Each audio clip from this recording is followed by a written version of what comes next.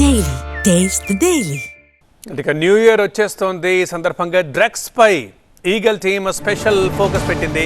దానికి సంబంధించిన breaking news మనం చూస్తున్నాం. హైదరాబాద్లోని చాలా పబ్లలో ఈగల్ టీమ్ తనిఖీలు చేస్తోంది.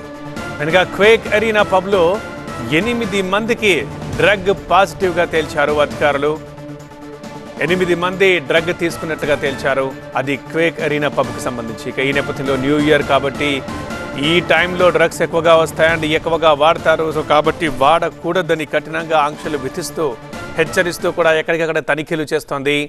ఈగల్ టీమ్ స్పెషల్గా డ్రగ్స్పై ఫోకస్ పెట్టింది.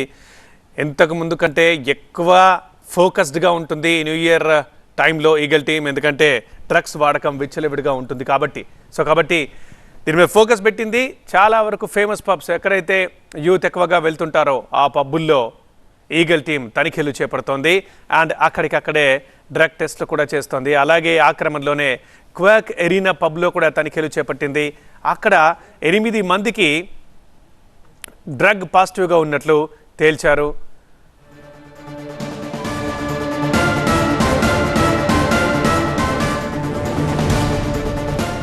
ఇంకో 3 రోజుల్లో కొత్త సంవత్సరం వచ్చేస్తుంది. ఈ టైంలో ఇక డ్రగ్ వాడకం అనేది విచ్చలవిడిగా ఉంటుంది. సో దాన్ని కంట్రోల్ చేయాలి. అసలు డ్రగ్స్ ఎక్కడి నుంచి తేవద్దు, తెచ్చినా వాడొద్దనే ఉద్దేశంతో ఈగల్ టీం అదే పనిగా చేస్తోంది. ఇప్పుడు ఫోకస్ పెట్టింది. అన్ని పబ్బుల్లో కూడా తనిఖీలు చేస్తోంది.